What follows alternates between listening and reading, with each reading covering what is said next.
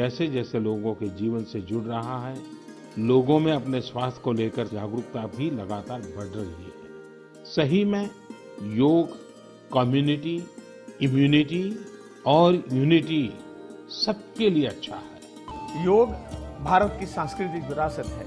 आज योग पूरे विश्व में फैल रहा है और इसके विस्तार के पीछे अनेक योग गुरुओं का योगदान रहा है। योग के द्वारा पूरे विश्व में लोग आरोग्यवर्धक और रोग निदान का लाभ उठा रहे हैं। योग शरीर और मन के निर्माण की ऐसी प्रक्रिया है जो स्वस्थ और निरोगी जीवन का मार्ग प्रशस्त करने में सहयोग करते हैं। आज के समय में अच्छे स्वास्थ्य के साथ साथ रोग से प्रतिरोध शक्ति विकसित करने पर भी ध्यान देने की जरूरत है। योग इसमें सहायक हो सकता है। सामान्य योगाभ्यास पाठ्यक्रम के साधना में आप सबका हार्दिक स्वागत है। योग एक जीवन जीने का कला है। योग एक दर्शन और एक समग्र जीवन पद्धति है। योग प्राचीन भारतीय सांस्कृतिक और आध्यात्मिक धरोहर है। योग का अर्थ ही होता है कि जोड़ना, शरीर और मन को जोड़ना, प्रकृति से मानव को जोड़ना है, आत्मा और परमात्मा को जोड़ना। ये योग का प्रक्रिया है। लेकिन योग साधन के बल से जो करते हैं वो समाधि के ओर ले जाते हैं। योगस् समाधि व्यास ने बताया। मूलतः योग ध्यान है।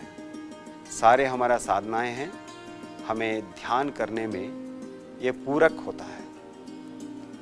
पिछले 5000 सालों से योग का इतिहास जो डॉक्यूमेंटेड हिस्ट्री है उससे पता चलता है कि इतने सालों से योग को लोग पसंद कर रहे हैं।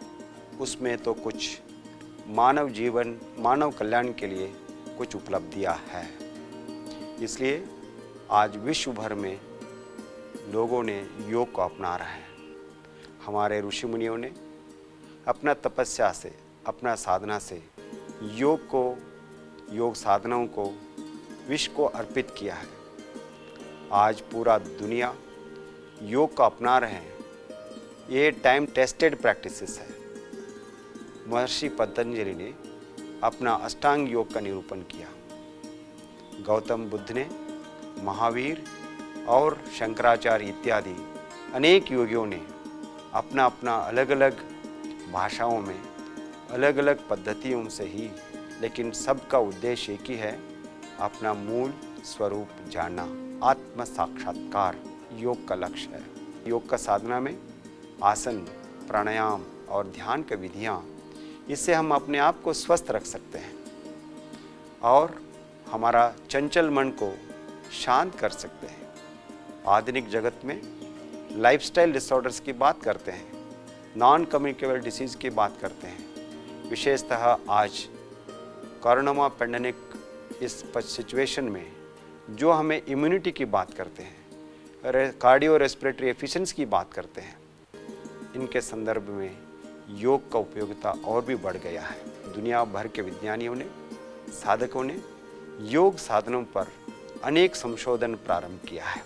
योग साधन के बल से हमारे अंदर इम्यूनिटी इतनी बढ़ जाती है कि रोग निरोधक क्षमता, किसी प्रकार के वायरस को हम रोकथाम करने में सक्षम बन जाते हैं।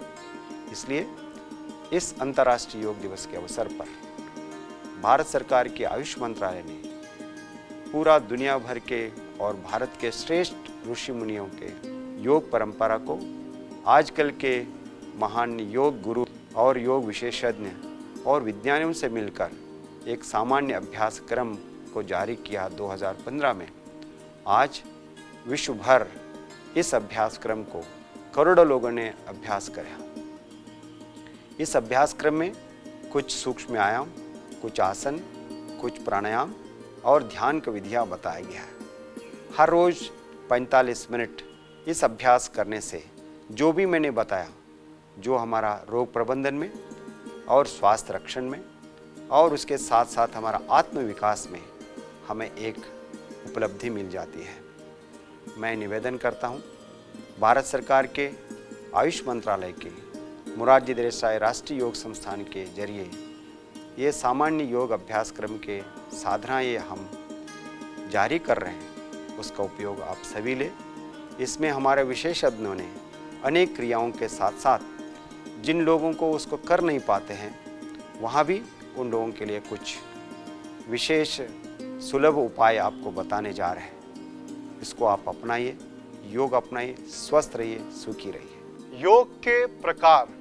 पारंपरिक ग्रंथों में योग के अनेकों प्रकारों का वर्णन है, जिसमें प्रमुख रूप से कर्म योग, ज्ञान योग, भक्ति योग और ध्यान योग, 4 योगों की विस्तृत चर्चा प्राप्त होती है।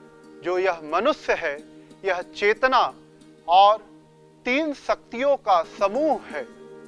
इस मनुष्य में जानने की शक्ति, मानने की शक्ति और करने की शक्ति निहित है। जो कर्मयोग है वह व्यक्ति के करने की जो शक्ति उसमें निहित है, उस शक्ति के विकास व प्रबंधन की विधि है। जो ज्ञान योग है वो व्यक्ति के जानने की शक्ति का प्रबंधन और उसके विकास की विधि है। भक्ति योग है वो व्यक्ति के मानने के जो शक्ति है उसके विकास और प्रबंधन की विधि है। ध्यान योग व्यक्ति की स्वयं से स्वयं की यात्रा है, अर्थात अपनी मूल चेतना का अनुभव या मूल चेतना से जुड़ने की प्रक्रिया या विधि है। चारों योग को अगर एक वाक्य में हम समझने का प्रयास करें तो कर्म योग कहता है कि हम कर्म करें, क्योंकि कर्म करना हमारा स्वभाव व व्यवस्था दोनों है। ज्ञान योग कहता है जो भी हमें कर्म करना है उसकी सर्वोत्तम विधि को पहले जानें और फिर उस सर्वोत्तम विधि के अनुसार कर्म करें। भक्ति योग कहता है जो भी हम कर्म करते हैं उसको पूर्ण समर्पण, निष्ठा व श्रद्धा के साथ करें। और ध्यान योग कहता है कि कर्म करने की हम शक्ति प्राप्त करें और वह शक्ति हमें अपने स्वयं के साथ संवाद स्थापित करके अपने स्वयं से जुड़ के प्राप्त होती है। योगाभ्यास प्रारंभ करने के पहले कुछ सावधानियां होती हैं जिनका पालन करना परम आवश्यक होता है। जैसे योगाभ्यास शांत वातावरण में आराम के साथ शरीर और मन को रिलैक्स करके करना चाहिए। योगाभ्यास खाली पेट करना चाहिए। इसके अलावा यदि किसी को कमजोरी महसूस होती है तो वह गुनगुने पानी में थोड़ा शहद मिला करके ले सकते हैं। योगाभ्यास के पहले मल और मूत्र का विसर्जन करके ही शुरू करना चाहिए।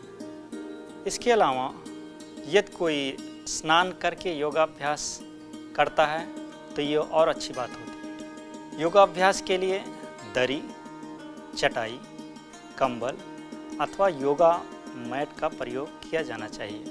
योगाभ्यास में हमारा शरीर अच्छे से फ्लेक्सिबल और उसकी गतिविधि हो सके, इसके लिए सूती के हल्के और आरामदायक वस्त्रों का प्रयोग करना चाहिए। योगाभ्यास करते समय या उसके पहले यदि किसी को हृदय संबंधी अथवा अन्य कोई क्रॉनिक डिजीज है तो शुरू करने के पहले अपने चिकित्सक अथवा योग प्रशिक्षक से परामर्श जरूर लें। प्रेगनेंसी और पीरियड के दौरान योग के अभ्यास शुरू करने के पहले अपने योग प्रशिक्षक से सलाह जरूर लें।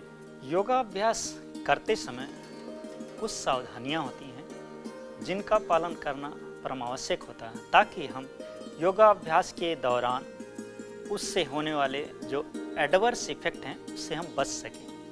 योगाभ्यास के बाद भी कुछ सावधानियां होती हैं या कुछ नियम होते हैं जिनका पालन करना चाहिए। जैसे योगाभ्यास सत्र शुरू करने के पहले प्रार्थना या स्तुति से उसका आरंभ करें। इससे मन और मस्तिष्क को विश्रांति मिलती है तथा योगाभ्यास के लिए एक शांत वातावरण निर्मित होता है। योगाभ्यास धीरे धीरे शुरू करना चाहिए तथा श्वास प्रश्वास के प्रति सजगता बनाए रखना चाहिए। यदि आवश्यक न हो तो श्वास प्रश्वास को कभी रोकना नहीं चाहिए या जब तक कि कहा न जाए ऐसा करने के लिए सामान्य श्वास प्रश्वास की गतिविधि बनाए रखिए। हमेशा श्वास प्रश्वास नासिका रंध्रों से ही लें जब तक कि किसी विशेष योगाभ्यास की क्रिया में दूसरी तरह करने के लिए कहा ना जाए। योगाभ्यास करते समय अपने शरीर को टाइट नहीं करना चाहिए या अकड़ना नहीं चाहिए या अनावश्यक झटका नहीं देना चाहिए। योगाभ्यास अपनी शारीरिक और मानसिक क्षमता के अनुसार ही करें। योगाभ्यास के परिणाम आने में देर लगती है। धैर्य रखिए और लंबे काल तक अभ्यास करें। नियमित लंबे काल तक अभ्यास करने के उपरांत इसके अच्छे परिणाम सामने आते हैं। योगाभ्यास करते समय लिमिटेशंस, उसके जो प्रिकॉशंस हैं अथवा जो भी गाइडलाइंस दी गई हैं या बताई गई हैं उसको सदैव मन में रखें। योगाभ्यास का जो सत्र है या जो अपना अभ्यास है उसका समापन ध्यान से, गहरे मौन से, संकल्प से अथवा शांति पाठ इत्यादि से करना चाहिए। योगाभ्यास के पश्चात 20 से 30 मिनट के गैप के बाद ही स्नान करें अथवा इसी प्रकार आहार या अन्य खाद्य सामग्री 20 से 30 मिनट के बाद ही लें।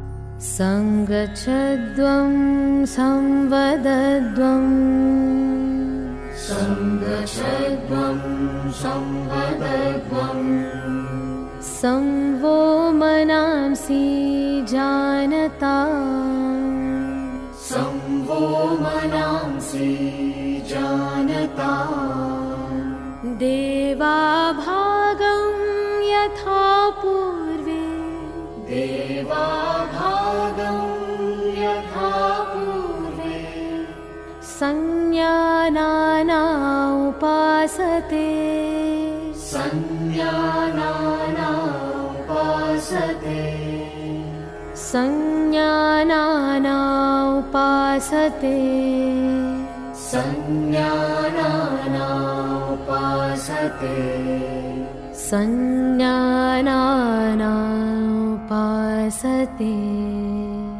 संज्ञानाना उपासते। प्रार्थना परमात्मा से जुड़ने का एक साधन है। यह हमें आंतरिक बल प्रदान करता है, उत्साह को बढ़ाता है, सकारात्मकता की वृद्धि कर नकारात्मकता को समाप्त करता है। सभी धर्मों में प्रार्थना को विशेष महत्व दिया गया है। सभी कार्यक्रम की शुरुआत प्रार्थना से की जाती है। यही कारण है कि कॉमन योगा प्रोटोकॉल की क्रियाविधि में भी प्रार्थना से ही शुरुआत की गई है, जिसका भाव है हम सभी साथ साथ चलें, साथ साथ बोलें, हम सभी की मनः स्थिति एक जैसी हो। जिस प्रकार हमारे पूर्वज आचरण करते थे उसी प्रकार से हम भी उन्हीं का आचरण करते हुए प्रगति मार्ग में आगे बढ़ें। यौगिक सूक्ष्म व्यायाम हमारे शरीर, श्वास व मन में संतुलन स्थापित करते हैं। यौगिक सूक्ष्म व्यायाम का अभ्यास हर उम्र के लोगों के लिए अत्यंत ही लाभदायक है और यौगिक सूक्ष्म व्यायाम की एक विशेषता है कि इसका अभ्यास आप कुर्सी पर बैठकर भी कर सकते हैं। यौगिक सूक्ष्म व्यायाम हमारे संपूर्ण शरीर में रक्त संचार को ठीक ढंग से प्रवाहित करने में सहायक है। यौगिक सूक्ष्म व्यायाम के अभ्यास से हमारे शरीर के जोड़ व मांसपेशियां लचीला व सुदृढ़ होती है। आप यूँ कहें, यौगिक सूक्ष्म अभ्यास योग की प्रथम सीढ़ी है। ग्रीवा चालन।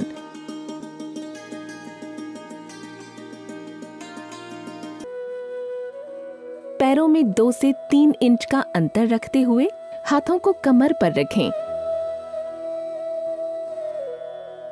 श्वास को बाहर निकालते हुए सिर को धीरे धीरे आगे की ओर झुकाएं और ठुड्डी को वक्ष से स्पर्श कराने का प्रयास करें। श्वास लेते हुए सिर को जितना पीछे ले जा सकते हो पीछे ले जाएं। यह 1 चक्र पूर्ण हुआ। इस अभ्यास को और 2 बार दोहराएं।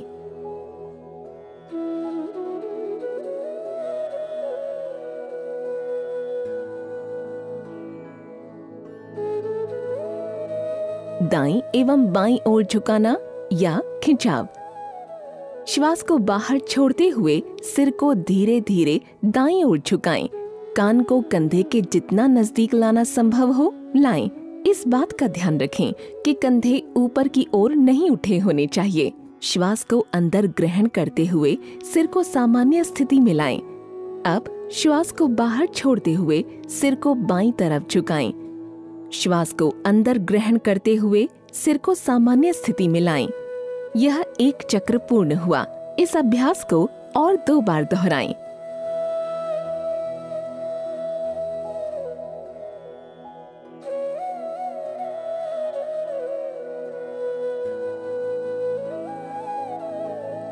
तृतीय चरण, दाएं एवं बाएं मोड़ना। सिर को सीधा रखें। श्वास को बाहर छोड़ते हुए सिर को आराम से दाईं ओर मोड़ें, जिससे ठुड्डी और कंधे एक सीध में हो जाएं। अब श्वास को अंदर भरते हुए सिर को सामान्य स्थिति में लाएं। इसी प्रकार श्वास को बाहर छोड़ते हुए सिर को बाईं ओर मोड़ें। श्वास को अंदर भरते हुए सिर को सामान्य स्थिति में लाएं। यह 1 चक्र पूर्ण हुआ। इस अभ्यास को और 2 बार दोहराएं।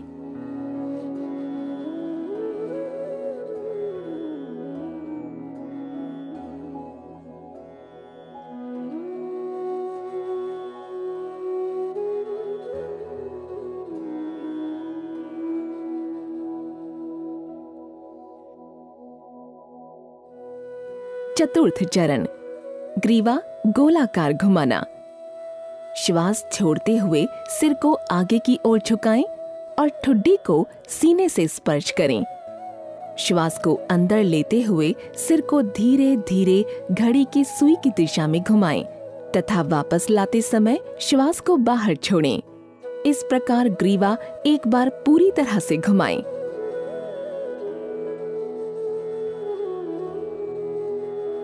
तत्पश्चात ग्रीवा को घड़ी की विपरीत दिशा में घुमाएं। श्वास को अंदर लेते हुए ग्रीवा को पीछे ले जाएं और श्वास को छोड़ते समय वापस ले आएं। यह 1 चक्र पूर्ण हुआ। इस विधि को और 2 बार दोहराएं।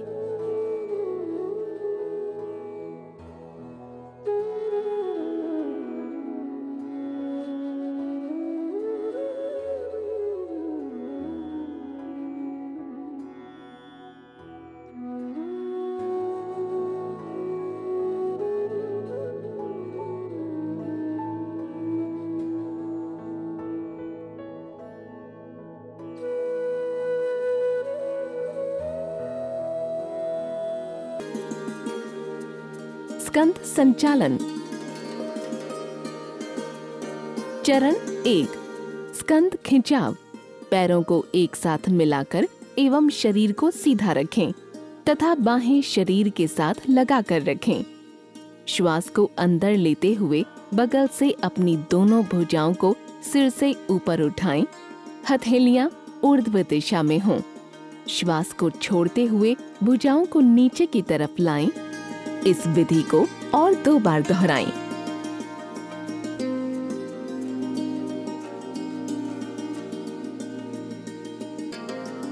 चरण 2, स्कंद चक्र। सीधे खड़े हो जाएं। बाएं हाथ की उंगलियों को बाएं कंधे पर रखें और उसी तरह दाएं हाथ की उंगलियों को दाएं कंधे पर रखें। दोनों कोहनियों को पूरी तरह चक्राकार घुमाएं। श्वास को अंदर लेते हुए दोनों कोहनियों को ऊपर की तरफ ले जाएं व श्वास छोड़ते हुए नीचे लाएं। पीछे से आगे की ओर इसी क्रिया को 2 बार दोहराएं।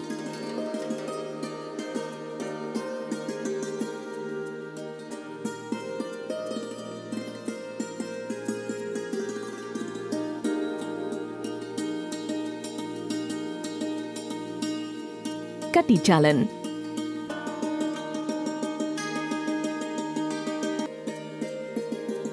दोनों पैरों के बीच 2 से 3 फीट की दूरी रखें।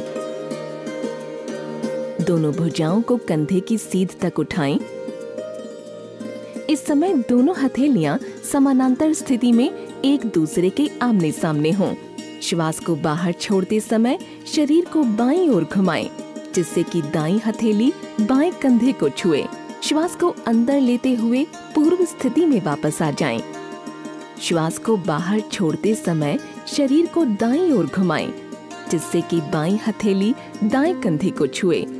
श्वास को अंदर लेते हुए पूर्व स्थिति में वापस आ जाएं। एक चक्र पूर्ण हुआ।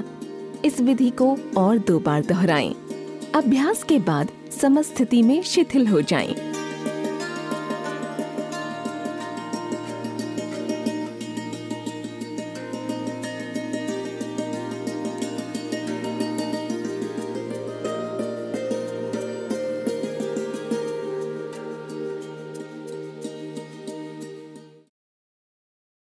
घुटना संचालन।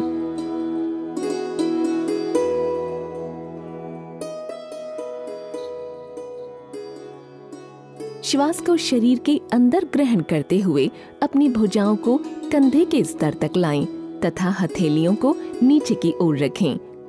श्वास छोड़ते हुए घुटनों को मोड़ें और शरीर को आधे बैठने की स्थिति में ले आएं। अभ्यास की अंतिम स्थिति में दोनों भुजाएं और जंघाएं जमीन की तरफ समानांतर स्थिति में होनी चाहिए। श्वास को शरीर के अंदर ग्रहण करते हुए शरीर को सीधा रखें। श्वास छोड़ते हुए हाथों को वापस नीचे लाएं। इस विधि को 2 बार दोहराएं।